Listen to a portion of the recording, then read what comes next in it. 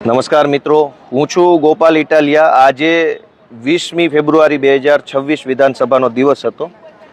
આજે તમે જોઈ શકો છો એમ ક્રમ નંબર 61 ઉપર મારો એક પ્રશ્ન હતો વિધાનસભામાં।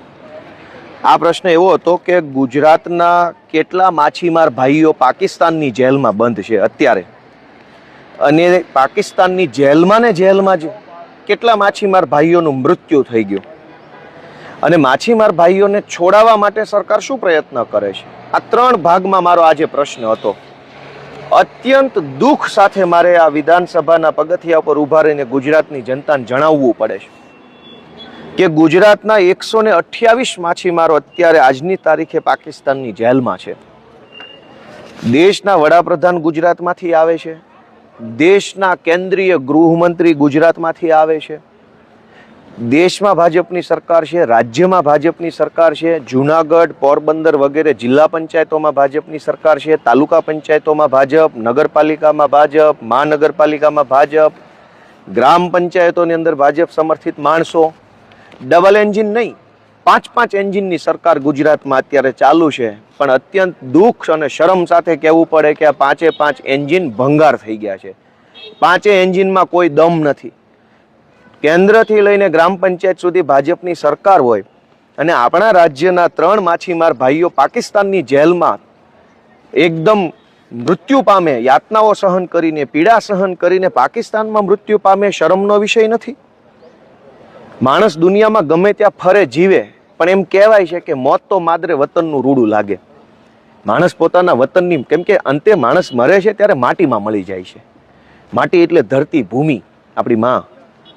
આ 3 માછીમાર ભાઈઓ જે ગુજરાતના છે એને તો વતનની માટી નસીબ ન થઈ કહેવાય મોત માટે। પાકિસ્તાનની જેલમાં એને પાકિસ્તાનની સરકારે કેટલી યાતના આપી હશે, કેટલી તકલીફો, અને જે 128 માછીમાર ભાઈઓ હાલમાં પાકિસ્તાનની જેલમાં છે એનું શું?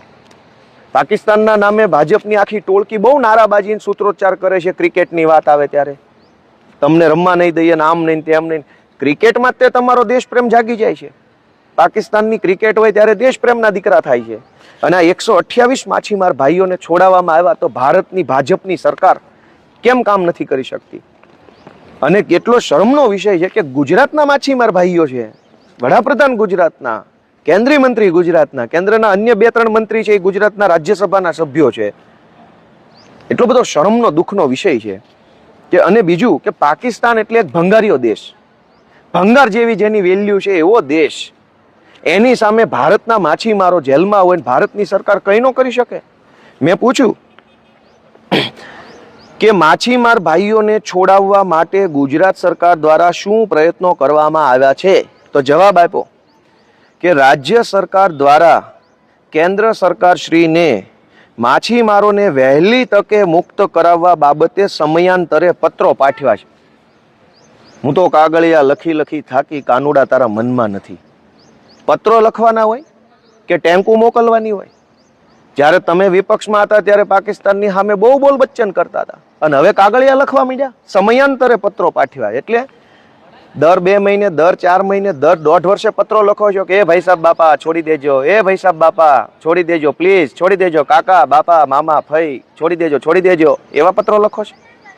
શરમ આવવી જોઈએ આવી વાતો કરતા ગુજરાતની ભાજપની સરકારને, કે તમે આપણા રાજ્યના માછીમારો નથી છોડાઈ શકતા, અને એ પાકિસ્તાનના કબજામાંથી। ડબલ એન્જિન ને 5 એન્જિન ને વિશ્વગુરુ બનવા, આમ વિશ્વગુરુ બનશો? આપણા દેશના, આપણા રાજ્યના 128 માછીમારોને પાકિસ્તાન પકડી જાય, આપણે એને છોડાવી ન શકીએ, અને આપણે વિશ્વગુરુ બની જશું આવી રીતે?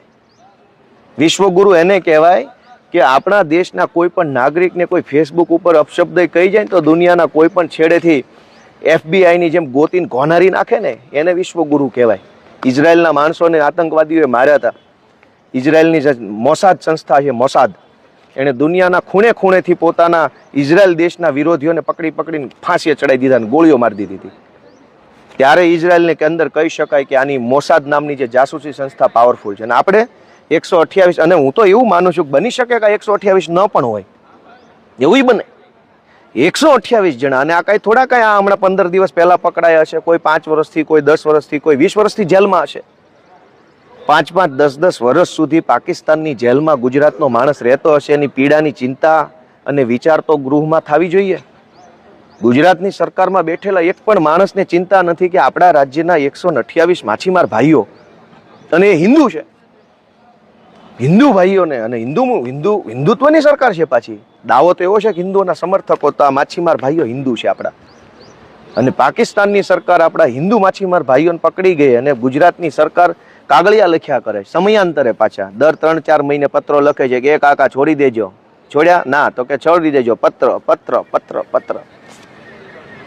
એટલો બધો આજે દુઃખનો વિષય છે. અને હું માછીમાર સમાજમાંથી, માછીમાર પરિવારનો વ્યક્તિ નથી. હું દરિયાકાંઠે જન્મેલો, દરિયાકાંઠા વિસ્તાર સાથે સાંસ્કૃતિક રીતે જોડાયેલો માણસ નથી. હું તો ખેડૂતનો દીકરો છું. છતાંય મને ચિંતા થઈ, અને એટલે મેં વિસાવદરના લોકોના આશીર્વાદથી આ માછીમાર ભાઈઓ માટેનો પ્રશ્ન ઉઠાવ્યો. હું ક્યારે ઉઠાવી શક્યો આ પ્રશ્ન? જ્યારે મને વિસાવદર વિસ્તારના ખેડૂતોએ ધારાસભ્ય બનાવ્યો, ત્યારે હું આપણા રાજ્યના માછીમાર ભાઈઓ માટે બોલી શક્યો.